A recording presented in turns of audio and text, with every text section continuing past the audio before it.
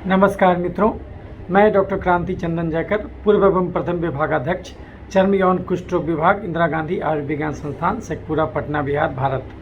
मैं वैसे तो एक चर्म रोग चिकित्सक हूं, लेकिन मैं भोजन बदल के हर बीमारी को जड़ से ठीक करने में यकीन रखता हूं और अपने उसी तरीके से मैं लोगों को अलग अलग बीमारियों को ठीक करता हूं। इसलिए मैं अपने आप को होलिस्टिक हेल्थ एक्सपर्ट भी कहता हूं, क्योंकि मैं बीमारियों को उसके होलिस्टिक रूप में देखता हूं।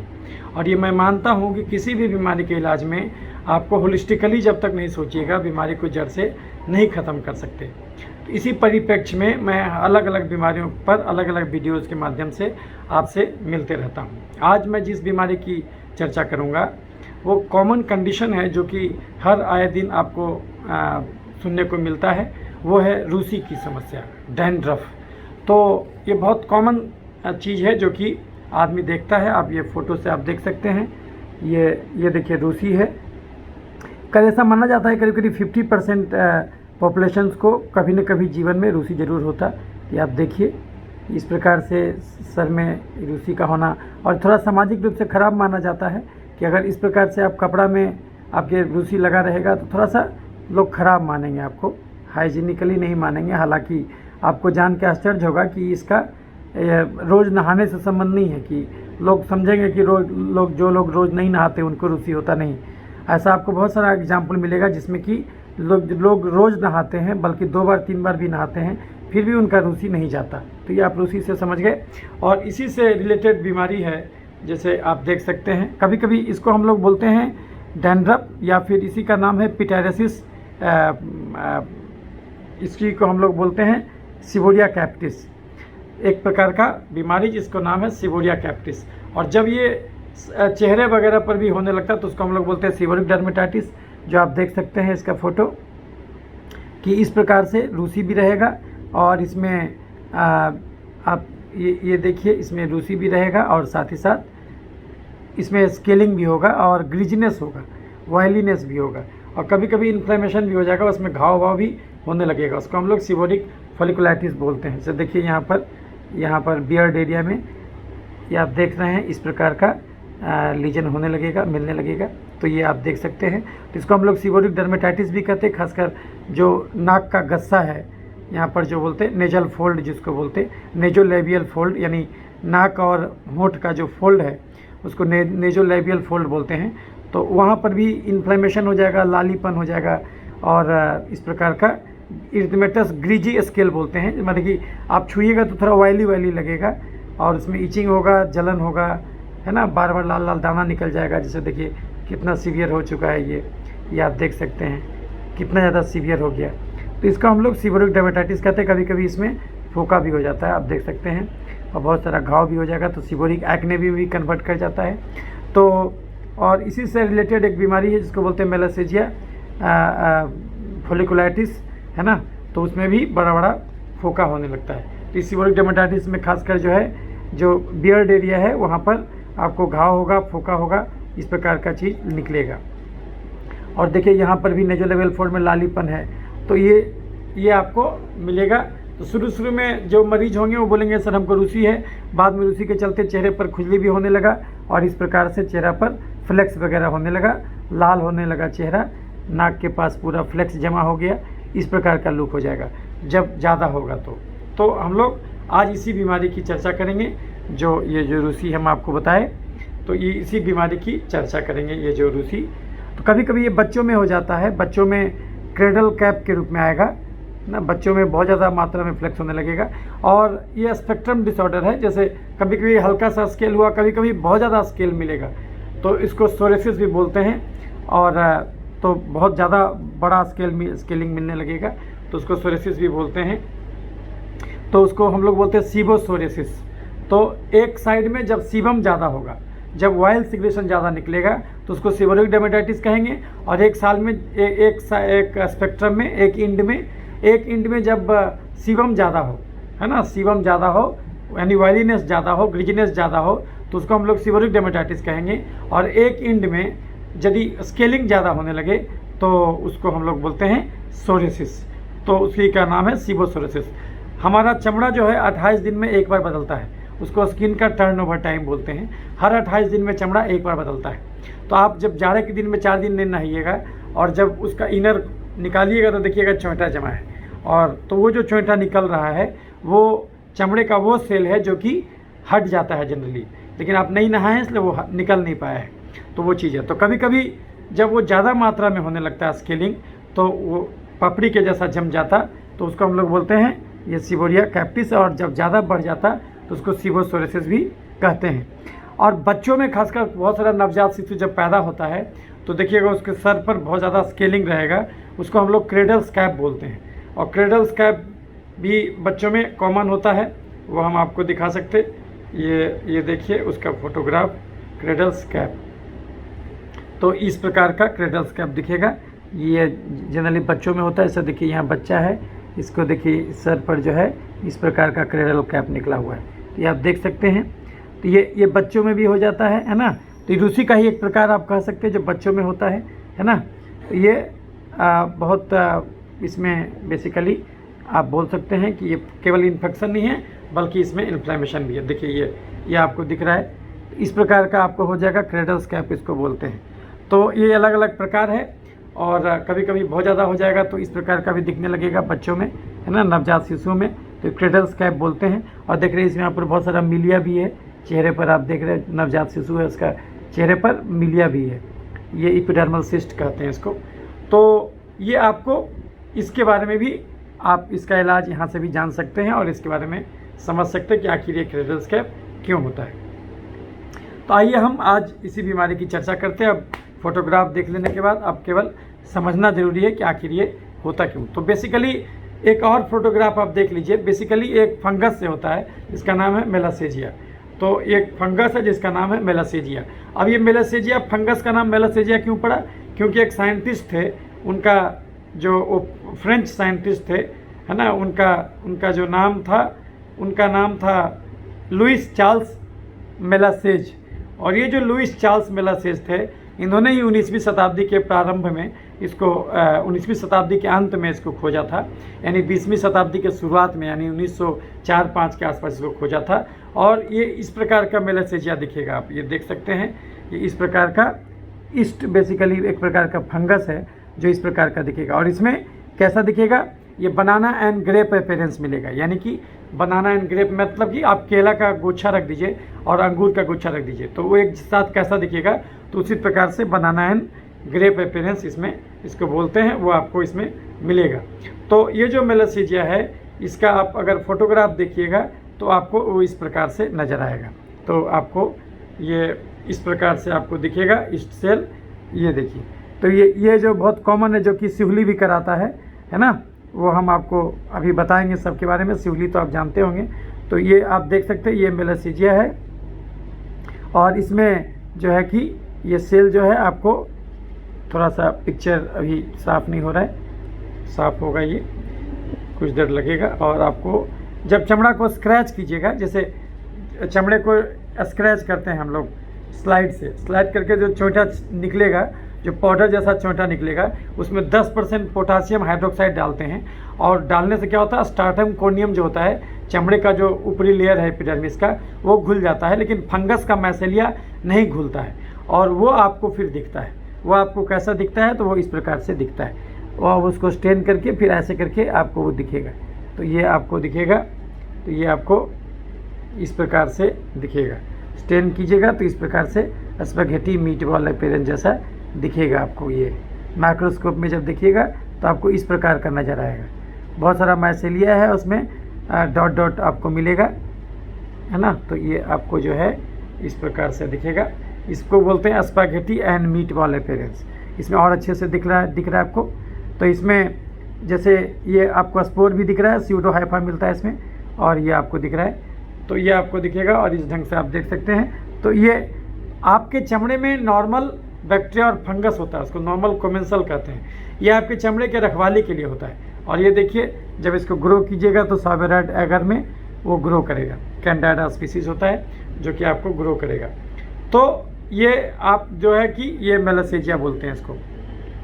इनका नाम क्यों पड़ा? क्योंकि मेलासेज नामक जो ये थे फ्रेंच, ये थे जिन्होंने 4-5 ईस्वी के में आपके आसपास में इसका खोज किया था। तो बेसिकली ये रूसी क्यों होता? रूसी इसलिए होता क्योंकि आपका जो चमड़ा बदलता है 28 दिन में, तो चमड़ा बदलता है तो वो कभी कभी क्या होता है कि जो 2 सेल है वो आपस में, केराटिनोसाइट है वो अलग नहीं हो पाता, वो जुड़ा ही रह जाता है, और जुड़ा रह जाता लेकिन उसका स्काल्प से कनेक्शन टूट जाता है और वो आपस में जुड़ा रहेगा, तो वो फ्लेक्स के रूप में दिखता है आपको, और वो आपको निकल नहीं पाता, वो दिखता है। तो बेसिकली ये जो फंगस होता है ये उन जगहों पर ज़्यादा रहता है जहाँ पर ऑयल ज़्यादा रहता है, क्योंकि इसका भोजन क्या है? Oil, lipid. ये लिपिड खाता है। तो लिपिड मतलब आपके चमड़े में कुछ तेल की ग्रंथियाँ होती हैं, वो चमड़े में तेल का स्राव करता है। आपको जान के आश्चर्य होगा कि हम लोग जो इंडिया में तेल लगाते हैं सर में, बहुत सारे देशों में कोई तेल नहीं लगाता सर में। क्यों? क्योंकि हमारा शरीर, हमारा चमड़ा खुद ही तेल निकाल देता है, और ये जो तेल जो है ये हमारे चमड़े में स्वतः ही स्राव होता है। ये कौन स्राव कराता? ये एक प्रकार का ग्लैंड, यानी एक प्रकार का अंतःस्रावी जो ग्लैंड होता है, ग्रंथि होता है, वो स्राव कराता है। और इस ग्लैंड को हम लोग क्या बोलते हैं? सेबेसस ग्लैंड, तैलीय ग्रंथि। और ये जो सेबेसस ग्लैंड है खासकर उन जगहों पर ज़्यादा होता है, जैसे कि ये आपका चेहरा हो गया, स्काल्प हो गया, कान के पीछे हुआ, छाती हुआ, पीठ हुआ, ग्रोइन एरियाज हुआ, एक्जिला हुआ, ये सब में सेबेसस ग्लैंड ज़्यादा होता है। तो इसका काम है तेल निकालना। और ये तेल क्यों जरूरी है? क्योंकि तेल क्या करता है? चमड़े में पानी को उड़ने नहीं देता। इसको आप ऐसा समझिए, एक पत्ते को आप धूप में छोड़ दीजिए, देखिएगा कुछ देर के बाद वो मुरझा जाएगा, क्योंकि उसका पानी एवोपरेट हो जाएगा। लेकिन एक पत्ते में आप वैसलीन लगा दीजिए तो देखिएगा कि आधा में वैसलीन लगाइए, आधा में नहीं लगाइए। तो जहाँ पर भी आप वैसलीन लगा दीजिएगा तो वो वाला एरिया जो पत्ता का होगा वो जल्दी नहीं मुरझाएगा, क्योंकि उसका पानी नहीं उड़ पाएगा, वैसलीन उसको उड़ने से रोक देगा। तो इसी ढंग से ये वैसलीन का काम करता है। आपका जो तैलीय ग्रंथि जो स्राव निकलता है, सीबम निकलता है, ये आपको क्या करता है? ये एक प्रकार का बैरियर का काम करता है, पानी को उड़ने नहीं देता है, यानी आपके चमड़े में पानी को मेंटेन रखता है, इसलिए आपका चमड़ा सूखता नहीं तो आप देखिएगा जाड़े के दिनों में क्या होता है, हवा सूखे ये सूखे कपड़े के समान हो जाता है। अभी आपका शरीर का पानी खींच लेता है, इसलिए चमड़े में वो ड्राई हो जाता है, उसमें हवा का ह्यूमिडिटी बहुत कम हो जाता है जाड़े के टाइम में। जबकि बरसात के सीज़न में क्या होता है? बरसात में उल्टा होता है, अभी ह्यूमिडिटी बहुत ज़्यादा रहता है, इसलिए अभी आपको पसीना जमने का बीमारी होगा, घमौरी वगैरह, जिसको मिली एरिया रूबरा या मिली एरिया क्रिस्टलिना वगैरह कहते हैं, प्रिकली हिट जिसको बोलते हैं, घमौरी का समस्या अभी कॉमन होगा। क्योंकि अभी क्या है कि हवा खुद ही पानी से भरा हुआ है, तो आपका पसीना नहीं सूख पाएगा। लेकिन क्या होता है कि जाड़े के दिनों में हवा बिल्कुल सूखा बिल्कुल ड्राई हो जाता है, उसके चलते आपका बचा खुचा पानी सोख लेता है। लेकिन ये पूरी तरह से पानी नहीं सोखने देता। ये काम कौन करता है? सीबम। और सीबम कहाँ से बनता है? सेबेसस ग्लैंड से। सेबेसस ग्लैंड कहाँ होता है? उन एरियाज़ में सिबोरिक एरिया बोलते हैं उसको, हम लोग क्या बोलते हैं, जैसे आपका जो चेहरा हुआ। और आपको जान के अगर आपको कोई पूछता है कि आपके शरीर में सबसे ज़्यादा बाल कहाँ होता है, तो आपके सबसे ज़्यादा बाल होता है आपके चेहरे पर। लेकिन ये जो बाल हुआ उसको हम लोग बोलते हैं टर्मिनल हेयर। और आपके चेहरा पर जो बाल है, आप अगर कोई फिल्म फेयर मैगजीन देखिएगा जिसमें हीरोइन का क्लोज्ड फोटोग्राफ देता है, तो क्लोज्ड फोटोग्राफ में देखिएगा कि बहुत सारा हीरोइन के भी चेहरे पर हेयर है। तो वो जो हेयर है वो फाइन हेयर है, उसको हम लोग कहते हैं विलस हेयर। तो ये हुआ टर्मिनल हेयर, एक होता है विलस हेयर। और विलस हेयर ऐसा हेयर होता है जो कि बहुत ही माइन्यूट हेयर होता है, लेकिन हर एक विलस हेयर के जड़ में आपको बहुत सारा सेबेसस ग्लैंड होता है, बहुत बड़ा बड़ा सेबेसस ग्लैंड होता है, और ये तेल का स्राव कराता है। और ये तेल क्या करता है? आपके बाल से भी तेल पानी नहीं निकलने देता, यानी बाल को भी मॉइस्चराइज रखता है, यानी कंडीशन करके रखता है, और अलग से कंडीशनर का जरूरत नहीं पड़ता। और आपके चमड़े को भी ये मॉइस्ट रखता है, पानी का लेवल बनाए रखता है। तो भगवान ये दे दिया, तो आपके कभी कभी ये तेल का स्राव बढ़ जाता, कभी कभी क्या होता है, ये तेल का स्राव बढ़ जाता। और जब तेल का स्राव बढ़ जाता तो वैसे केसेस में ये फंगस को ज़्यादा खाना मिलने लगता, और जिस कारण से तेल का स्राव बढ़ता उसी कारण से फंगस भी बढ़ता। वो क्यों, हम आपको समझाएंगे। हालांकि ये सब किताब में नहीं लिखा हुआ है, ये 1 लाख अनुभव, मरीज को देखने के अनुभव के हिसाब से जो हम सीखे हैं वो हम आपको समझाएंगे कि क्यों नहीं ये जड़ से जाता रूसी, क्योंकि हम मरीज का भोजन नहीं बदलते। और रूसी अपने आप में अकेले नहीं आता है, कभी ये मत सोचेगा कि किसी को रूसी हुआ तो उसको खाली रूसी होगा। अगर वो जांच कराएगा तो 4 से 5 में से गड़बड़ी जरूर निकलेगा। तो वो कौन सा जांच होगा और उसको ठीक करने के लिए क्या क्या करना होगा वो सब हम बताएंगे। थोड़ा सा वीडियो लंबा होगा क्योंकि हम हमेशा आपको कहते हैं कि अगर आपको पूरा ज्ञान लेना होगा तो आपको वीडियो तो लंबा हो ही जाएगा। तो जो है कि हम आपको बता रहे थे कि जो सेबेसियस ग्लैंड होता है जो चमड़े में तेल का स्राव करता है वो चमड़े में पानी के लेवल को रोक के रखता है, यानी चमड़े में पानी को उड़ने नहीं देता। तो उसके चलते चमड़ा आपका मॉइस्चराइज रहता है। और ये जो ज़्यादा तेल निकलता है और ये तेल जो है आपके ज़्यादा फंगस को भोजन का काम करता है और ये फंगस बढ़ जाता है। तो हम आपको बताएं कि आपके चमड़े में कुछ नॉर्मल बैक्टीरिया और फंगस होता है जो चमड़े की रखवाली करता है। एक गली में एक डॉग रहेगा तो गली की रखवाली कर देगा, लेकिन एक गली में अगर 10 डॉग हो जाएगा तो डॉग ही मुसीबत हो जाएगा। क्योंकि अगर एक गली में 10 डॉग कब हो जाएगा, जब उस गली में गली का बासिंदा ज़्यादा मात्रा में खाद्य पदार्थ कचरे के डब्बे में फेंकने लगेगा तो हर गली का कुत्ता उस गली में जमा हो जाएगा, क्योंकि वहाँ पर भोजन ज़्यादा रहता है। तो इसलिए हर गली का कुत्ता वहाँ पर आ जाएगा। तो आप जब ज़रूरत ज़्यादा, जब आपके पसीने में ज़रूरत ज़्यादा चीनी रहने लगेगा तो क्या होगा कि आपका उस एरिया का जो है कि नॉर्मल कोमेंसल बढ़ जाएगा। चमड़े में कुछ फर्स्ट बैरियर क्या होता है, आपका चमड़ा। जो आपका चमड़ा इन्फेक्शन से आपको बचाता है, क्योंकि ये मैकेनिकल बैरियर का काम करता है। बहुत सारा बैक्टीरिया, जैसे कहीं पर छिल गया तो लोग क्या बोलता है कि छिल गया तो मतलब पाक कर जाएगा, कोई भी बैक्टीरिया, फंगस, वायरस अंदर घुस जाएगा उसके थ्रू। तो लेकिन आपका चमड़ा उसको बचाव करता है। तो लेकिन क्या होता है, और उसके लिए चमड़े में बहुत सारा आपको आपका कुछ नॉर्मल बैक्टीरिया, फंगस है जो आपके चमड़े के रखवाली के लिए, उसको हम लोग बोलते हैं नॉर्मल कोमेंसल। और ये नॉर्मल कोमेंसल हर जगह रहता है, आपके मुंह में भी रहता है, आपके भेजाइना में भी रहता है। आप सुने होंगे कि फीमेल्स के भेजाइना में लैक्टोबैसिलस रहता है, जो कि फीमेल्स के उस एरिया में इन्फेक्शन नहीं होने देता। तो ये आपको पता होगा। लेकिन कभी कभी ये नॉर्मल कोमेंसल ही बढ़ जाता है। एक गली में एक डॉग है, गली की रखवाली करेगा, एक गली में 10 डॉग हो जाएगा, डॉग ही मुसीबत हो जाएगा। गली में डॉग कब बढ़ेगा, जब गली का बासिंदा ज़्यादा मात्रा में खाद्य पदार्थ कचरे के डब्बे में फेंकने लगेगा तो हर गली का डॉग, कुत्ता उसी गली में जमा हो जाएगा और तब वो भी परेशानी का सबब बन जाएगा। तो जब आपके पसीने में ज़्यादा चीनी आने लगेगा तो फिर वो फंगस बढ़ जाएगा और आपको रूसी के रूप में अब ये आपको दिक्कत देने लगेगा। तो किताब में क्या लिखा हुआ है कि ये आपको इन्फ्लेमेशन से होता, ये सीबोरिया से होता। 3 कारण किताब में आपको मिलेगा कि एक सीबोरिया से होता, और ये जो है कि यानी ज़्यादा सीबम सिक्रेशन से होता। दूसरा, ये शेडिंग बढ़ जाता है, इसमें चमड़ा बदलता है 28 दिन में। तो इसमें क्या होता कि चमड़ा 3 से 4 दिन में ही बदलने लगता है। और चूँकि चमड़ा जल्दी जल्दी बदलता तो जो शेडिंग ज़्यादा होता, रूसी जो चमड़े का चोंटा ज़्यादा निकलता, तो इसीलिए वो आपको चोंटा दिखता, तो उसकी वजह से होता। और तीसरा कारण देगा कि उसमें फंगस ज़्यादा हो जाता। तो यही 3 कारण किताब में लिखा हुआ है कि इंक्रीज क्रेटनाइजेशन से होता, इंक्रीज सीबोरिया से होता और इंक्रीज कोलोनाइजेशन विद फंगस से होता। और केवल फंगस ही नहीं रहता, एक प्रकार का बैक्टीरिया भी रहता है, उसको हम लोग बोलते हैं स्टेफाइलोकोकस एपिडर्मिडिकस। एक बैक्टीरिया होता है, इसका नाम है स्टेफाइलोकोकस ऑरियस।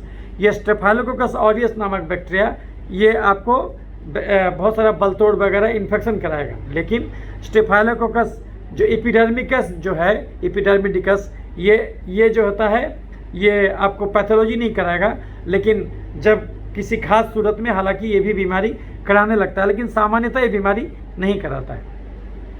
तो आप ये समझ गए कि 3 कारण से ये बीमारी धरा।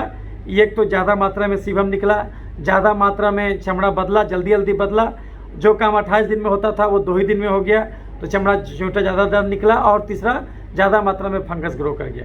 और तो इस कारण से आपको लिखिएगा, बहुत सारे कारण में लिख देगा किताब में कि अननोन काउज है। तो इसका इलाज वो क्या करते हैं, बोलते हैं कि एंटी डैंड्रफ शैम्पू लगाइए। जैसे कीटोकोनाजोल का शैम्पू आता, पहले के ज़माने में सेलेनियम सल्फाइड का शैम्पू आता था, बोलेगा डॉक्टर सेल्सन करके आता था कि वही वो लगाइए, कीटोकोनाजोल का शैम्पू दे देगा, जिंक पायरेथ्रोन का शैम्पू दे देगा। अभी जो आप क्लिनिक ऑल क्लियर या फिर head and shoulder shampoo use करते हैं उसमें भी ZPTO यानी जिंक पायरेथ्रोन मिला हुआ है, तो वो आपको दे दिया जाएगा। बोलेगा उसको रोज़ लगाते रहो और वो आपको दे दिया जाएगा। उसके अलावा आपको बोलेगा कि आप पूछेगा कि कब तक लगाना है, वो डॉक्टर बोलेंगे कि लगाते रहो उसको। जब आप छोड़ते हैं तो देखते हैं कि फिर से गिरने लगता है। तो आपको तब फिर आपका उस डॉक्टर पर से भरोसा उठ जाता है कि नहीं, अरे ये क्या बात हुआ, हमारा ठीक क्यों नहीं हो रहा है। और कोई आपको ये भी नहीं बोल सकता कि भाई आप हाइजीन मेंटेन नहीं करते हैं, क्योंकि जो रोज़ नहाते हैं, 2 बार भी नहाते हैं, उनको भी रूसी हो जाता है। इसका मतलब हुआ कि ये हाइजीन से आपका बहुत ज़्यादा संबंधित नहीं है। और बहुत लोग ऐसे होते हैं जो 4-5 दिन में भी नहाते फिर भी उनको रूसी नहीं होता। तो आखिर इसका मतलब ये हो गया कि ये खाली हाइजीन से संबंधित नहीं है। तो और ये है, तो किताब में क्या लिखेगा कि कीटोकोनाजोल का शैम्पू दे दीजिए, कोल टार का शैम्पू दे दीजिए। कोल टार क्या करता है, डीएनए रेप्लिकेशन को कम करता। तो चमड़ा जो बदलता है 28 दिन में, ये चमड़ा 2 ही दिन में बदलने लगता, तो उसके रफ्तार को कम कर देता है, इसलिए रूसी कम दिखने लगता। तो आपको जो है वो आपको कोल टार का शैम्पू भी डॉक्टर लिख सकते, और जब बहुत ज़्यादा हो जाएगा तो स्टेरॉइड का भी शैम्पू आता, वो आपको डॉक्टर देंगे।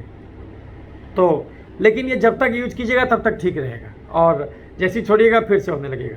तो ये तो किताब का चीज़ हो गया। लेकिन हम क्या खोजे, ये जो हम 1 लाख मरीज इंदिरा गांधी आयुर्विज्ञान संस्थान में देखे, तो हम क्या खोजे वो हम आपको बता रहे हैं। ये रूसी क्यों होता, एलर्जी के चलते। एलर्जी क्यों होता, इंसुलिन बढ़ जाने के चलते। इंसुलिन क्यों बढ़ जाता, चीनी खा के बैठ जाने के चलते। चीनी का मतलब है चलना। जो काम गाड़ी में पेट्रोल का है, बस उतना ही काम शरीर में चीनी का है। गाड़ी मजबूत होगा लोहा से, शरीर मजबूत होगा फाइबर और प्रोटीन से। तो फाइबर और प्रोटीन जम के खाइए, और चीनी और फैट कम से कम खाइए। लेकिन जो है कि तो बीमारी ठीक हो जाएगा। और तो अगर आपको जानना है कि रूसी क्यों होता है, तो आपको ये समझना होगा कि इस धरती पर कोई भी बीमारी क्यों होगा। हमारा शरीर हमारे भोजन से बना है, तो हमारे शरीर में कोई भी बीमारी क्यों होगा, क्योंकि हमारा भोजन गलत होगा। हर इंसान हर चीज़ नहीं खा सकता, लेकिन हर इंसान हर चीज़ खाना चाहता। गड़बड़ी यहीं से शुरू हो जाता। आप खुद सोचिए, एक आदमी जो 8 घंटा कुदाल चलाता हो खेत में, और एक वो आदमी जो 8 घंटा खाली बैठ के प्रवचन देता हो, दोनों का खाना बराबर कैसे हो जाएगा। तो अगर हम दोनों को बराबर भोजन देंगे तो दोनों बीमार पड़ेगा। एक गाड़ी जिसको 3 किलोमीटर चलाना हो, एक गाड़ी जिसको 300 किलोमीटर चलाना हो, क्या दोनों बराबर डीजल भरिएगा। तो जब उस समय बुद्धि खुल जाता तो खाने के टाइम में बुद्धि कहाँ जाता। हर इंसान हर चीज़ नहीं खा सकता, लेकिन हर इंसान हर चीज़ खाना चाहता। गड़बड़ी यहीं से शुरू हो जाता।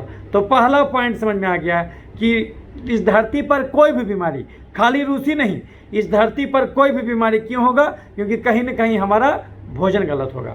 दूसरा पॉइंट, यानी ये कहना गलत है कि एक आदमी को रूसी होता था तो उसके तौलिया से हम भी सर पोंछ लिए तो हमको भी रूसी हो गया। जिस कंघा से वो सर ये संवारता था, उसी कंघा से हम भी सर संवार दिए, सर का बाल संवार दिए, तो इसलिए हमको भी रूसी पकड़ लिया। ये कहना गलत है, ये कहना गलत है। यानी हमारा कसूर है, किसी और का कसूर नहीं है, ये हमारी गलती से हुआ। तो पहला पॉइंट। दूसरा पॉइंट, किसको बीपी हो, चीनी हो, गठिया हो, दम्मा हो, मिर्गी हो, पथरी हो, बवासीर हो, मासिक गड़बड़ी हो, दांत का समस्या हो, डेंगू हो, मलेरिया हो, टाइफाइड हो, कोरोना हो, कैंसर हो, रूसी हो कि एक्जिमा हो, कि मुंह में छाला हो कि पेशाब के रास्ते का छाला हो, कि सोरेसिस हो कि सर का सोरेसिस हो, कि बच्चे का क्रेडल स्कैप हो। ये क्यों होता है, एलर्जी के चलते। एलर्जी क्यों होता है, इंसुलिन बढ़ जाने के चलते। हमारे खून में इंसुलिन क्यों बढ़ जाता है, चीनी खा के बैठ जाने के चलते। चीनी का मतलब है चलना। जो काम गाड़ी में पेट्रोल का है वो भी हाइड्रोकार्बन है, वही काम शरीर में चीनी का है, यानी कार्बोहाइड्रेट, वो भी हाइड्रोकार्बन है। तो अगर गाड़ी नहीं चलाना तो मत भरिए चीनी, मत भरिए पेट्रोल। अगर शरीर नहीं चलाना तो जो है कि शरीर नहीं चलाना तो मत भरिए, ये जो है कि अगर शरीर नहीं चलाना तो मत भरिए चीनी। यानी अगर इंसान चीनी खाना छोड़ दे तो इस धरती का सब बीमारी खत्म हो जाएगा। लेकिन कोई भी आदमी चीनी कैसे छोड़ेगा जब तक उसको यही नहीं पता हो कि चीनी है क्या। फिर तो वो चीनी छोड़ के गुड़ खाने लगेगा, क्योंकि हर चीनी मीठा नहीं होता और हर मीठा चीज़ चीनी नहीं होता। तो किसको कहते चीनी, जो कि अब मानव जाति को नहीं खाना चाहिए। अगर उसको बीमारी चाहता है कि 100 साल तक कुछ बीमारी नहीं हो तो उसको चीनी खाना छोड़ देना चाहिए। किसको कहते चीनी, चावल, आलू, मकई, मैदा, साबूदाना, सेवई में चीनी है स्टार्च, मीठे फल में चीनी है फ्रुक्टोज, दूध में चीनी है लैक्टोज, गुड़, शहद और चीनी में चीनी है सुक्रोज, और ग्लूकोन डी में glucose. Chips, chocolate, ice cream, cold drink, मिठाई, समोसा, पिज्जा, बर्गर, चूड़ा का भुंजा, मूढ़ी का भुंजा, मकई के भुंजा में चीनी, गाजर, चुकंदर, छोहाड़ा, किशमिश, खजूर, देसी मुर्गा, खस्सी के मांस में ज़बरदस्त चीनी, हॉर्लिक्स, कम्प्लान, बोर्नविटा में चीनी, खिचड़ी, खीर, ग्लूकोन डी, पूस का पिट्ठा, कुकर का चावल, सेवई, साबूदाना, मखाना, पानी, फल, सिंघाड़ा में चीनी।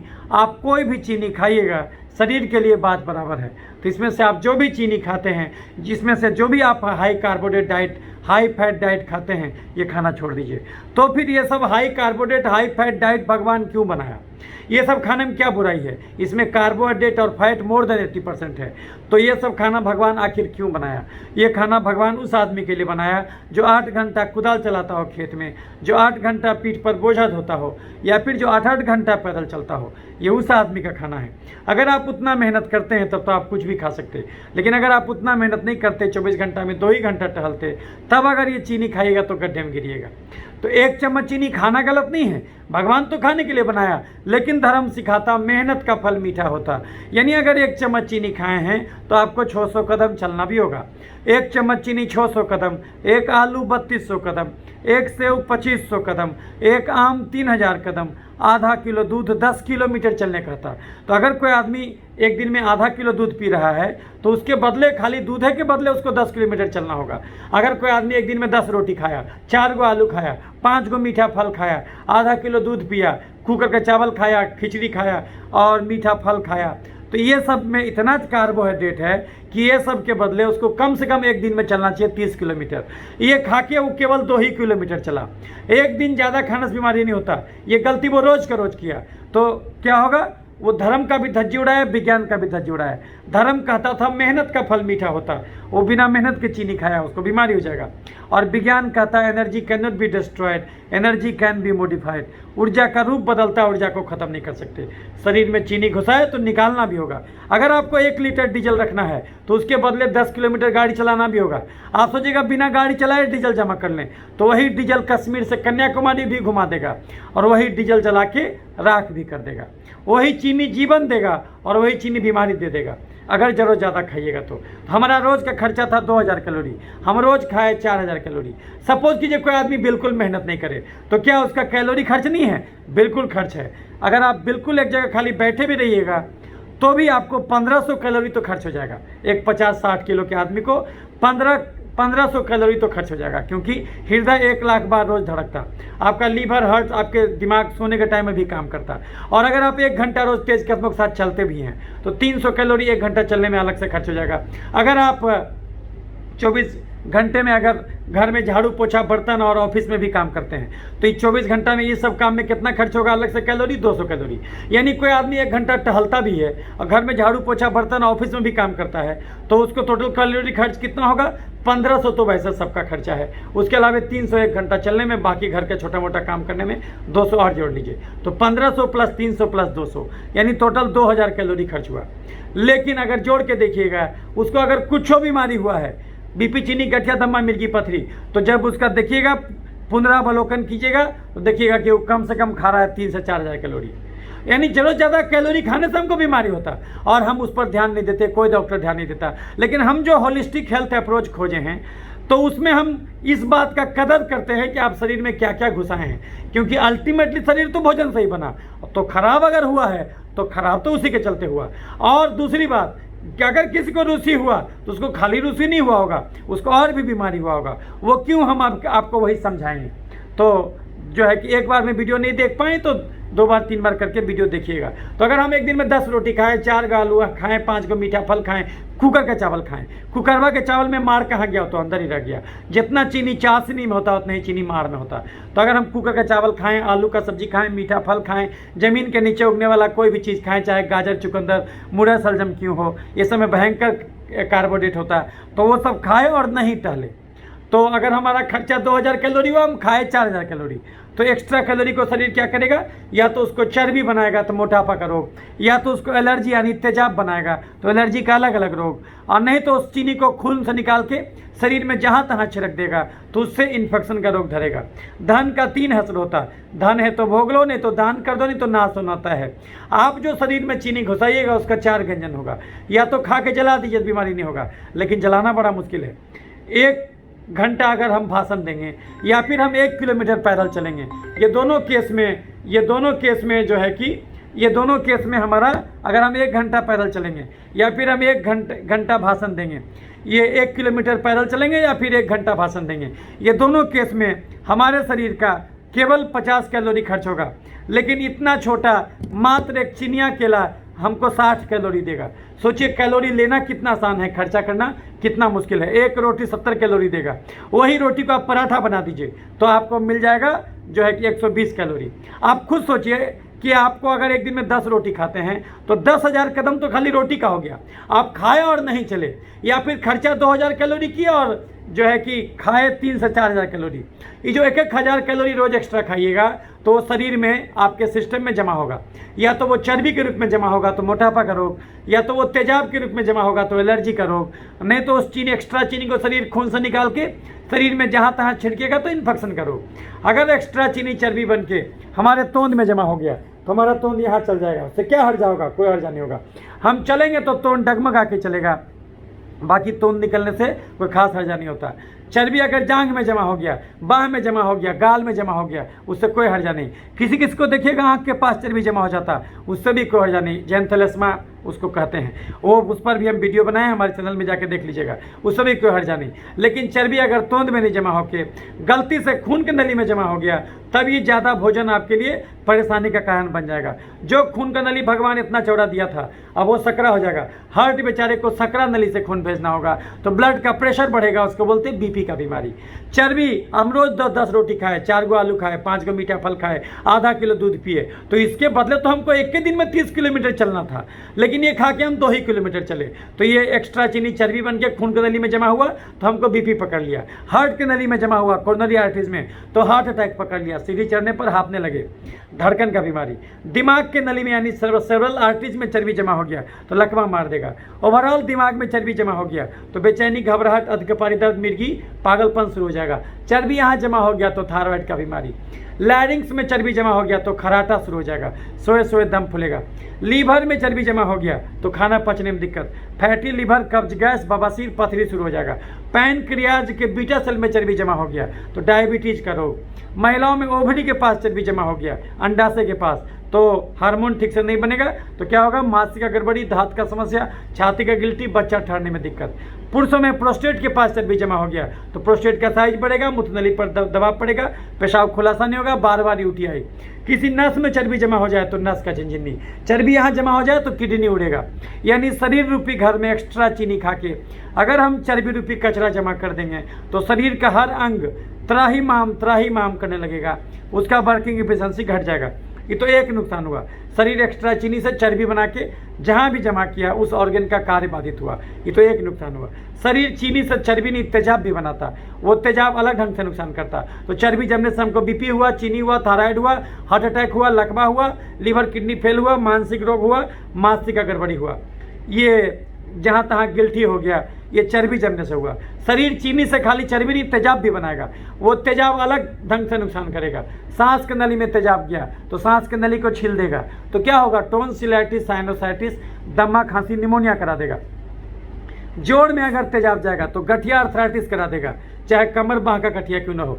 चमड़े में तेजाब जाएगा तो एक्जिमा, सोरियासिस, सफ़ेद दाग, जुलपित्ती, छाही, पिंपल करा देगा। दिमाग में अगर तेजाब जाएगा तो मिर्गी, पागलपन। लीवर में तेजाब जाएगा तो जॉन्डिस करा देगा। सर के चमड़े पर तेजाब जाएगा तो यही रूसी करा देगा और या फिर बाल उड़ा देगा। मुंह के अंदर के चमड़े में तेजाब जाएगा तो मुंह का छाला करा देगा। आँख के अंदर तेजाब जाएगा तो आँख का लाली करा देगा, आँख का इन्फ्लेमेशन करा देगा। कान के अंदर तेजाब गया तो ओटाइटिस मीडिया करा देगा, कान का इन्फ्लेमेशन करा देगा। और लीवर में तेजाब जाएगा तो जॉन्डिस करा देगा। तेजाब एक जगह जमा हो गया तो कैंसर करा देगा। ये तेजाब कैसे बना? क्योंकि हम रोज 10 रोटी खाते थे, 4 गो आलू खाते थे, 5 गो मीठा फल खाते थे, आधा किलो दूध पीते थे, और ये गलती हम सालों साल करते चले गए। यानी हम रोज 2000 कैलोरी खर्च करते थे और अरे बाप रे बाप, हम रोज 3-3, 4-4 हज़ार कैलोरी खाते थे। और बात खाली कैलोरी का नहीं है। अगर मान ली कोई आदमी 10 गो कोका कोला का कैन पी जाए तो उसमें तो 200 कैलोरी एक कैन में होता, 10 गो पी गया तो 2000 कैलोरी ही तो मिला। लेकिन अगर वो रोज़ का रोज़ कैन ही खाली पीने लगे तो भी उसको बीमारी हो जाएगा, क्योंकि वो केवल कार्बोहाइड्रेट ही लिया, केवल चीनी पानी ही पिया, वो ना फैट लिया, ना फाइबर लिया, ना प्रोटीन लिया, तो उसको बीमारी हो जाएगा। तो इस बात को टोटल कैलोरी में 30% से ज़्यादा कार्बोहाइड्रेट नहीं होना चाहिए और ओवरऑल कैलोरी 2000 से ज़्यादा नहीं होना चाहिए, जो भी आपका खर्चा है तो उसके हिसाब से आपको लेना होगा। हम खाए और खर्च नहीं किए तो शरीर में चर्बी के रूप में भी जमा करेगा, उससे भी बीमारी होगा, बीपी, चीनी, थायराइड, हार्ट अटैक, लकवा, कैंसर वो होगा। और उसका शरीर तेजाब भी बनाएगा तो रूसी होगा। और चमड़े का एक्जिमा, सोरासिस, सफ़ेद दाग, जो पीती छाई, पिंपल, डैंड्रफ को हम लोग रूसी का एक्जिमा भी कहते हैं, वो भी होगा। और सोरासिस भी हो सकता है। तो और उसको शरीर गठिया, मिर्गी, ये सब भी कराएगा, दमा भी कराएगा, गठिया भी कराएगा, वो सब भी होगा। और कैंसर हो जाएगा अंत में। और कुछ चीनी को, सब का सब चीनी को शरीर चर्बी और तेजाब नहीं बनाता, कुछ एक्स्ट्रा चीनी को शरीर क्या करता, खून। हम रोज 10 गो रोटी खाते थे, 4 गो आलू खाते थे, 5 गो मीठा फल खाते थे, आधा किलो दूध पीते थे, और ये गलती सालों साल की है। तो अल्टीमेटली क्या होगा, हम खाली मोटा के धंस नहीं हुए, बल्कि हमारे शरीर में कुछ एक्स्ट्रा चीनी को शरीर खून से निकाल के शरीर में जहाँ तहाँ भी छिड़का।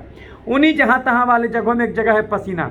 तो यदि आपके पसीने में रोज़ के रोज़ चीनी छिड़का जाएगा तो ऐसा रूसी पकड़ेगा। यदि आपके सर के पसीने में रोज़ का रोज़ चीनी छिड़का जाए तो ऐसा रूसी पकड़ेगा जो ठीक ही नहीं होगा। ऐसा फंगस ग्रो करेगा, मेलासेजिया, जो ठीक ही नहीं होगा।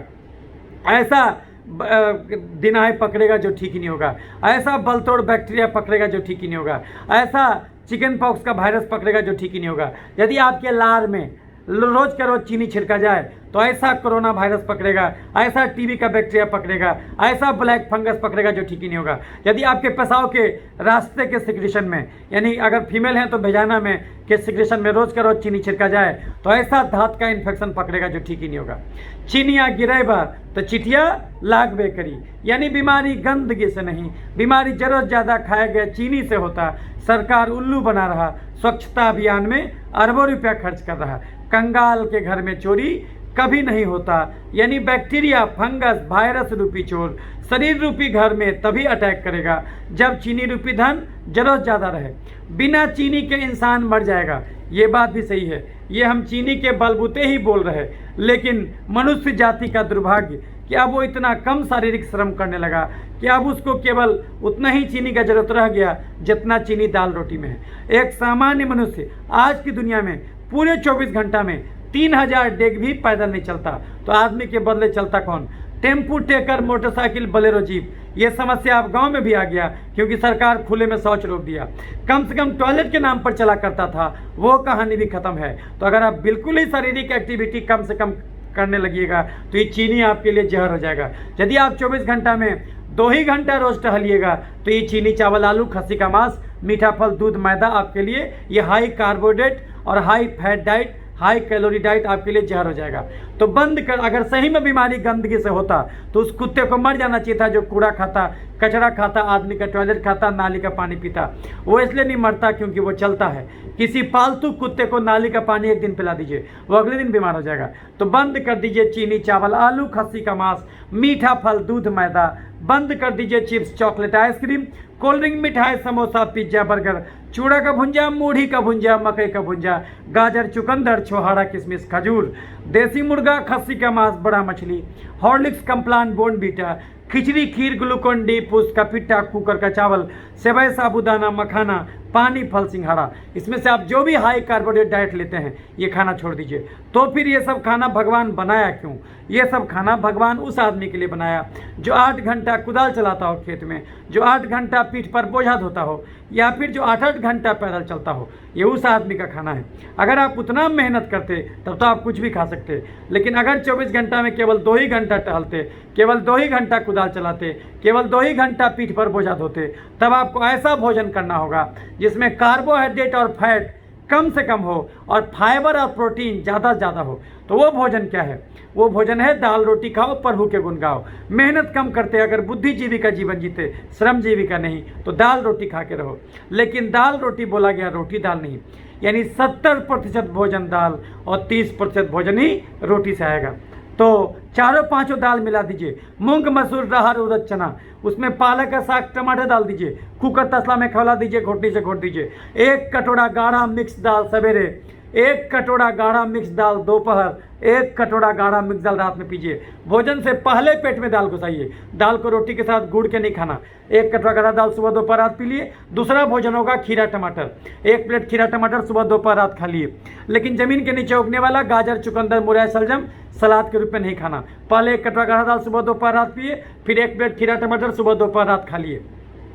आधा ज़्यादा पेट तो हमारा उसी से भर गया। अब हम 24 घंटे में केवल 3 रोटी खाएंगे, एक सुबह, एक दोपहर, एक रात। 3 रोटी से पेट नहीं भरा तो दाल अनलिमिटेड, हरा सब्जी अनलिमिटेड, अंकुरित चना मूंग अनलिमिटेड, खीरा टमाटर अनलिमिटेड। और घड़ी देख के 2 घंटा रोज टहलना, 1 कप चाय सवेरे, 1 कप चाय शाम, बिना चीनी, बिना गुड़, बिना शहद डाले पी सकते हैं, लेकिन उससे ज़्यादा नहीं। और उसके अलावा अलग से दूध, हॉर्लिक्स, बोर्नवीटा, कम्प्लान नहीं पीना। चाय पीना बिना चीनी के, चावल खाना बिना मार के, कुकर का नहीं तसला का, सप्ताह में 3 दिन। सब्जी खाना बिना आलू के, जमीन के नीचे उगने वाला कोई सब्जी नहीं। अगर हरा सब्जी, नॉन वेज पसंद हो तो देसी मुर्गा, खस्सी का मांस, बड़ा मछली नहीं खाना। छोटा मछली खा सकते हैं सप्ताह में 1 दिन। चिकन खा सकते हैं, पोल्ट्री फार्म का चिकन।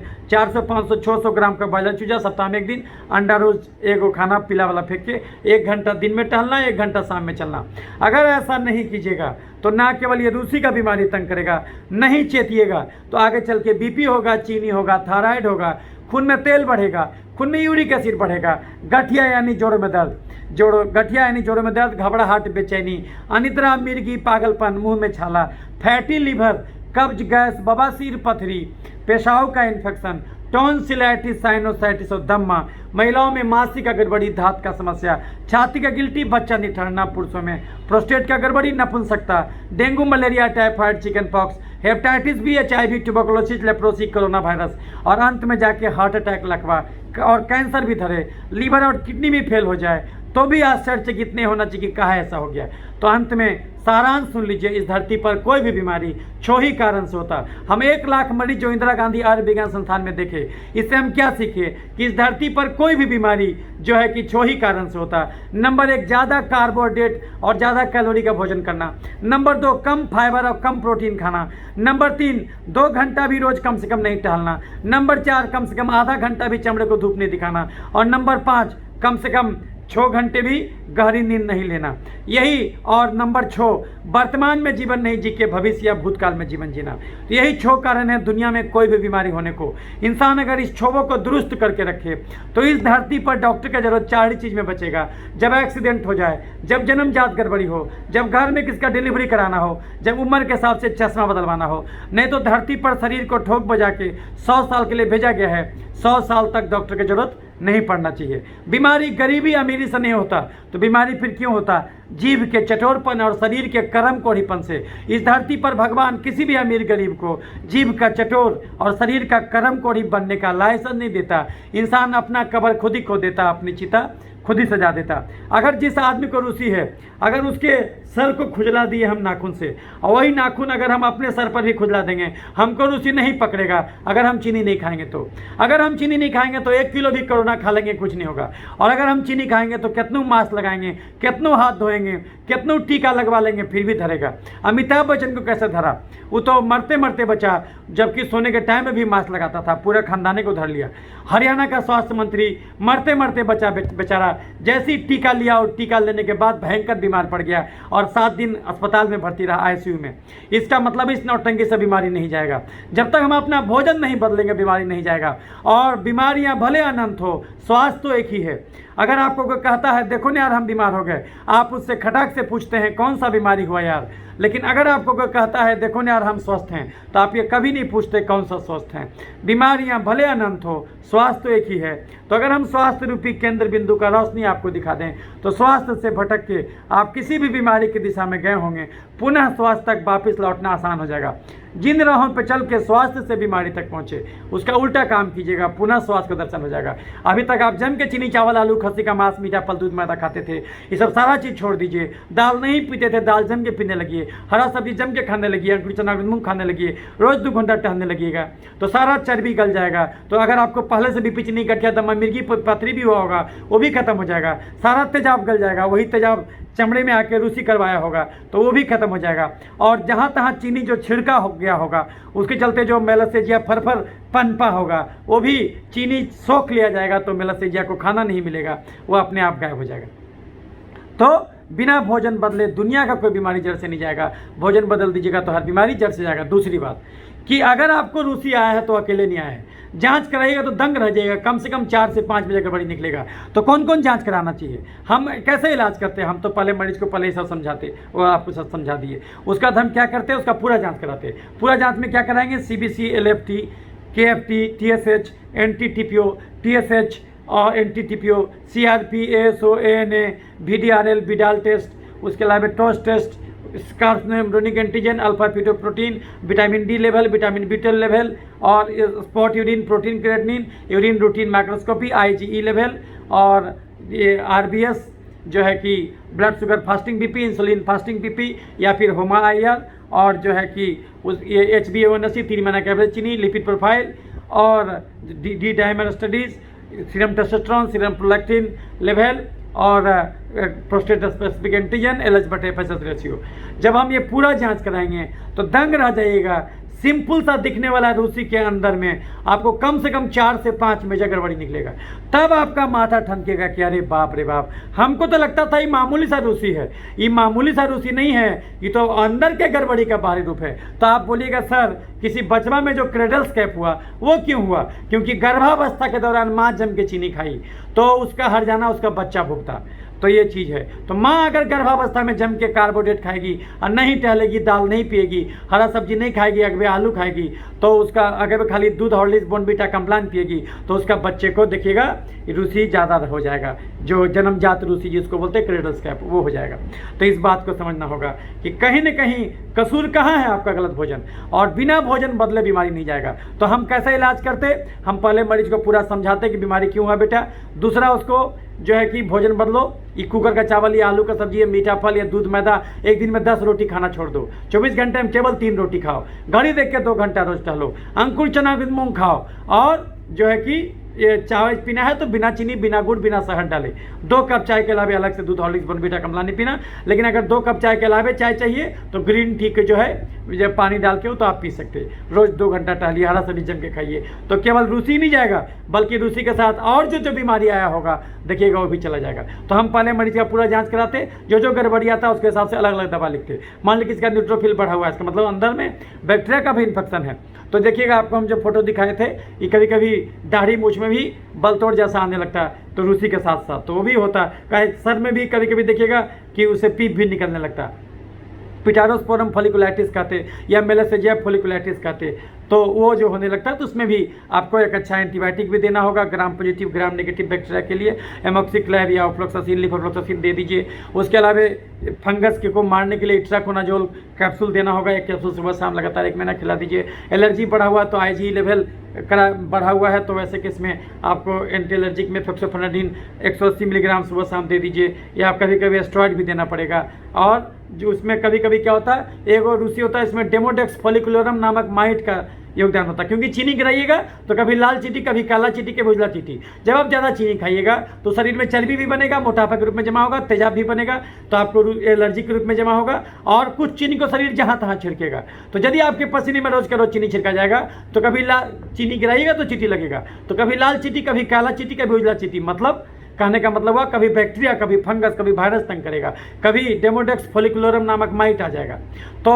तो इसीलिए आपको आइवरमेक्टिन का गोली भी हम लोग 100 मिलीग्राम एक गोली सुबह शाम खिलाते हैं। और यदि बहुत दिन पुराना रहता है इसमें साइक्लोस्पोरिन का कैप्सूल भी देते हैं। सीबम सिक्रेशन तेल का स्राव कम करने के लिए हम लोग इसमें जो है कि आइसोट्रेटिनोइन का कैप्सूल भी देते हैं। और अगर मरीज का इंसुलिन बहुत बढ़ा रहता है तो वैसे केस में मेटफॉर्मिन का गोली भी देते हैं। तो जब हम ये दवा देते हैं तो मरीज का खाली रूसी नहीं जाता, बल्कि रूसी जिस चीज़ का इशारा कर रहा था, जिस अंदरूनी गड़बड़ी का, वो सारा गड़बड़ी जाता। तो इसी को हम लोग बोलते हैं होलिस्टिकली, बीमारी को होलिस्टिकली देखना। लेकिन अगर कोई मरीज बोलेगा सर डायबिटीज तो अलग बीमारी है सर, वो तो हम इंडोक्राइनोलॉजिस्ट को दिखा रहे हैं, बीपी उसको दिखा, हमको फैटी लीवर भी है सर, वो तो हम हार्ट लीवर वाले को दिखा रहे हैं, हमको गठिया भी, हमको मिर्गी भी, हमको डायबिटीज भी है, वो हम अलग अलग दिखा रहे हैं। और आपसे हम खाली रूसी और बाल झड़ना दिखाने आए नहीं। ऐसा इलाज नहीं हो सकता। ज़्यादा जोगी मत उजाड़। अगर हमसे बीपी, चीनी, गठिया, दमा, मिर्गी, पथरी जड़ से ठीक नहीं होगा तो हमसे रूसी भी जड़ से ठीक नहीं होगा। क्योंकि बीमारियां भले अनंत हो, स्वास्थ्य तो एक ही है। तो अगर हम स्वास्थ्य रूपी केंद्र बिंदु का रोशनी दिखा दें तो स्वास्थ्य से भटक के किसी भी बीमारी की दिशा में गए होंगे, अल्टीमेटली पुनः स्वास्थ्य तक लौटाना आसान हो जाएगा। तो जिन राहों पर चल के स्वास्थ्य से बीमारी तक पहुंचे उसका उल्टा काम कीजिएगा तो पुनः स्वास्थ्य प्रदर्शन हो जाएगा। तो गलत भोजन करना छोड़ दीजिए। दाल जम के पीजिए, अंकुरी चना के मूंग खाइए, हरा सब्जी जम के खाइए, खीरा, ककड़ी, टमाटर खाइए। तो ना केवल ये रूसी जाएगा बल्कि रूसी के साथ और जो बीमारी आपके शरीर में जरूर आ गया होगा तो वो भी आपको चला जाएगा। आप बोलेगा सर और कोई बीमारी नहीं है, लेकिन आप ये कैसे बोले बिना जांच कराए? बाहर अंधड़ आया हुआ है, हम कंबल ओढ़ के सो गए, हमको लगेगा अंधड़ तो है ही नहीं तब तक जब तक इतनी जोर से अंधड़ आए कि कंबल में उड़ा ले जाए। जब अंधड़ कंबल उड़ा देगा तो हमको पता तो चल जाएगा कि अंधड़ आ गया, लेकिन उस समय पता चल के क्या फायदा। अब अगर बिजली करके हम पर बरसे तो मौत निश्चित है। हल्का फुल्का बहती बिहार में सतर्क होकर सुरक्षित जगह पर चले जाने को समझदारी कहा जाता। जांच नहीं कराने का दूसरा अभिप्राय है भरे अंधड़ में कंबल ओढ़ के सो जाना। चूंकि कोई भी चमड़ा का डॉक्टर ये पूरा जांच नहीं कराएगा तो आपको गड्ढे में गिरा देगा, खाली बार बार जो आपको देगा कीटोकर्नाजोल का शैम्पू और सेलेनियम सल्फाइड का शैम्पू। इससे क्या होगा? इससे कुछ नहीं होगा। जब तक दवा, तो क्या बोलेगा? वो बोलेगा दवा भी रहे, डॉक्टर भी रहे, बीमारी भी रहे, मरीज भी रहे। मेडिकल साइंस इसी ढंग से जो है कि आपको समझाएगा कि जड़ से नहीं जाएगा। झूठ बोलेगा डॉक्टर कि बीपी जड़ से नहीं जाता, चीनी जड़ से नहीं जाता, गठिया जड़ से नहीं जाता, मिर्गी जड़ से नहीं जाता, पथरी जड़ से नहीं जाता, हमारे पास भेजिए देखिए कैसे जड़ से जाता। लेकिन ये तभी जड़ से जाएगा जब आपका भोजन बदलेगा, क्योंकि बिना भोजन बदले दुनिया का कोई बीमारी जड़ से नहीं जाएगा। हम गरीब या अमीर हैं तो हम जीभ के चटोर क्यों हैं? हम गरीब या अमीर हैं तो हम शरीर के कर्म कोढ़ी क्यों हैं? बीमारी गरीबी अमीरी से नहीं, बीमारी जीभ के चटोरपन, शरीर के कर्म कोढ़ीपन से होता है। हम काहे एक दिन में 10 रोटी खाते हैं? हम काहे आलू का सब्जी खाते हैं? काहे मीठा फल खाते हैं? हम काहे नहीं हरा सब्जी खा सकते? काहे नहीं दाल पी सकते? क्यों नहीं टहल सकते? तो लेकिन हम जानबूझ के मुख रोचक भोजन करते और दूध दाल के जगह पर दूध पीना चाहते, यही बीमारी का शुरुआत कर लेते। 100 ग्राम दूध में 65 ग्राम चीनी और फैट मिला हुआ है। कौन सा चीनी दूध में मिला हुआ? लैक्टोज नामक चीनी। आप कोई भी चीनी खाइए बात बराबर। तो जितना ज़्यादा दाल पीजिए। ये चीनी जहर क्यों हो गया? क्योंकि इंसान अब चलना छोड़ दिया। अब पेट्रोल जहर क्यों हो गया? क्योंकि हमारा गाड़ी बहुत कम से कम चलता है। तो गलत भोजन करना छोड़ दीजिए, दाल जम के पीजिए, हरा सब्जी जम के खाइए, घड़ी देख के 2 घंटा रोज टहलिए। तो खाली रूसी नहीं जाएगा, बल्कि रूसी अपने साथ और जिन जिन लोगों को लाया होगा वो सारा बीमारी भी इकट्ठे ही चला जाएगा। इसी को हम लोग बोलते हैं होलिस्टिक हेल्थ अप्रोच। होलिस्टिकली बीमारी को देखना। वो रूसी अकेले नहीं आया, अपने साथ चमड़ा का दुनिया में अलग से बीमारी नहीं होता। चमड़ा का बीमारी अंदर की गड़बड़ी का बाहरी रूप होता। बहुत कुछ भेद खोल देता है हमारा चमड़ा। इशारों इशारों में अंदर की कहानी को बड़ी बेबाकी से बोल देता है हमारा चमड़ा। चमड़ा शरीर का दर्पण है। एक बर्फ का टुकड़ा जब समुद्र में तैरता है तो पानी के सतह के नीचे उसका बहुत कम पोर्शन रहता, उसका ज़्यादातर पोर्शन पानी के सतह के ऊपर रहता। तो चमड़ा का बीमारी, उसको हम लोग बोलते हैं टिप ऑफ द आइसबर्ग। चमड़ा का बीमारी टिप ऑफ द आइसबर्ग होता। आपको खाली बाहर में रूसी दिख रहा है, लेकिन हम रूसी देख के समझ जाएंगे कि आपके शरीर में 5 गड़बड़ी और क्या क्या होगा। तो लेकिन वो जांच करेगा तो जरूर गड़बड़ चीज़ पकड़ा जाएगा आपको। लेकिन तो आप बोलेगा सर बहुत लोग तो बहुत कुछ खाता, उसको कहाँ होता? हाँ, उसको लक्षण पकड़ में नहीं आता। क्यों? क्योंकि भगवान सब अंग एक्स्ट्रा दिया है। 70% किडनी फालतू है, 60% लीवर फालतू है, 50% हार्ट फालतू है, 40% दिमाग फालतू है। उतना % हिस्सा को ब्लॉक भी कर दीजिएगा तो भी आपको लगेगा हमको तो कोई बीमारी नहीं है। लेकिन जिस दिन 30 पैसा किडनी में हाथ लग जाएगा, जिस दिन 60 पैसा लीवर में हाथ लग जाएगा, जिस दिन 50 पैसा हार्ट में हाथ लग जाएगा, उस दिन आपको लक्षण प्रकट होने लगेगा। हाँ, लेकिन जब जचवा कराइएगा तो समय से पहले अंदर का गड़बड़ी आपको जरूर दिख जाएगा। यानी सिंपल सा दिखने वाले रूसी में भी कम से कम 5 से 6 मेजर गड़बड़ी जरूर निकलेगा। जो हम जांच आपको बताया, टॉर्च टेस्ट भी कराना होगा तो आपको वो सब गड़बड़ी सब निकलेगा। तो यानी बीमारी अकेले नहीं आता, अपने साथ और कई रोगों को लेके आता। तो अब आपको समझ में आ गया होगा कि आखिर बाकी डॉक्टर आपका रूसी क्यों नहीं ठीक कर पाता, क्योंकि आपका वो भोजन नहीं बदल पाता। और अगर आप रूसी को कंट्रोल कर लिए, इसका मतलब बीपी, चीनी, थायराइड, गठिया, दमा, मिर्गी, पथरी, ये सब को भी कंट्रोल कर दिए। क्योंकि कारण तो सबका एक ही है। कारण तो इसलिए दूसरों को कसूरवार मत ठहराइए कि फलानमा आदमी का हम जो है कि कंघी यूज कर लिए इसलिए हमको रूसी हो गया, ये कहना छोड़िए। अगर हम चीनी नहीं खाएंगे तो किसी का भी कंघी यूज करेंगे तो नहीं होगा हमारे। और आपको तो बताया, गूगल में टाइप करके पढ़ लीजिए कि ये हाइजीन से संबंध नहीं है इसका। क्योंकि ऐसा देखा गया है कि कुछ लोग जो रोज़ का रोज़ भी नहाते हैं, 2-2 बार भी नहाते हैं, तो भी उनको रूसी नहीं जाता, क्योंकि वो एक्स्ट्रा चीनी खाना नहीं छोड़ते। तो वो चीज़ है, तो इस बात को समझ लीजिए। उम्मीद करते हैं कि वीडियो आपको पूरे अच्छी तरीके से ये कंसेप्ट क्लियर कर दिया होगा। और लगाने के लिए तो हम लोग भी देते हैं, जब ज़्यादा हो जाता है तो टैक्रोलिमस का लोशन और सर्टाकोनाजोल का लोशन और क्लेरिथ्रोमाइसिन का लोशन 2-2 बूंद बोलते हैं, मिला के लगाओ सुबह शाम। और खाने के लिए तो बता ही दिए थे, वो सब देते हैं और इसी से मरीज ठीक हो जाता है, जड़ से ठीक हो जाता है। और लेकिन हम खाली उसको पहले ही बताते भाई कि तुमको खाली रूसी नहीं है, और भी बीमारी है, तुम उसके बारे में भी सोचो। बोला नहीं सर और कोई बीमारी नहीं है। हम बोले ठीक है, सांच को आज क्या, पढ़े लिखे को फारसी क्या, जाँच देख लो, जाँच में उसको सब पकड़ में आ जाता है। तो उम्मीद करते हैं कि आपको समझ में आ गया होगा। और अगर आप हमसे ऑनलाइन सलाह लेना चाहते, क्योंकि हम हर बीमारी को ठीक करते, बीपी, चीनी, गठिया, दमा, मिर्गी, पथरी, आप किसी भी बीमारी के संदर्भ में हम सलाह ले सकते हैं। हमारा फ़ोन नंबर है 8969953194। दूसरा नंबर है 9386999300। कितने बजे फ़ोन कीजिएगा? 7 से 8 सुबह, 5 बजे शाम और 10 बजे रात। इसी टाइम में फ़ोन रिसीव करते। किसी भी बीमारी को जड़ से ठीक करना हो तो आप हमको फ़ोन कर सकते हैं। बड़े प्रेम से आपने हमारी बातों को सुना, तो इसके लिए आपके अंदर मौजूद परमात्मा को मेरा प्रणाम। और आगे भी अलग अलग वीडियोस के माध्यम से आपसे मिलते रहेंगे। अगर अच्छा लगे तो लाइक और शेयर कीजिएगा। लाइक और शेयर इसलिए नहीं कीजिएगा क्योंकि हमारा नाम हो, हमको नाम का ज़रूरत नहीं है। हम इसलिए वीडियो बनाते हैं ताकि अपनी जानकारी हम दूसरों को भी जो ट्रांसमिट कर सके, हमारे जाने के बाद भी ये वीडियो यहाँ मौजूद रहे, इसलिए वीडियो बनाते हैं। तो अगर अच्छा लगे लाइक और शेयर कीजिएगा। हमारा चैनल है डॉक्टर क्रांति चंदन जैकर करके यूट्यूब में, और दूसरा है क्रांति जैकर करके। तो ये दोनों चैनल को सब्सक्राइब कीजिएगा ताकि जो भी वीडियो बनाएंगे वो आपको तक पहुंचेगा। हम घूमते हैं उसका भी वीडियो बनाते, कविता लिखते हैं उसका भी वीडियो बनाते, वो सब आपको हम समय समय पर देते रहते हैं। क्योंकि मेरा मानना है धर्म विज्ञान एक ही चीज़ है, धर्म विज्ञान अलग नहीं है। तो धर्म पर भी हम वीडियो बनाएंगे, विज्ञान पर भी वीडियो बनाएंगे। तो देखते रहिएगा और अपना प्रेम बनाए रखिएगा। इसी ढंग से आगे आपसे मिलते रहेंगे। तब तक के लिए सुखी रहें, स्वस्थ रहें। धन्यवाद।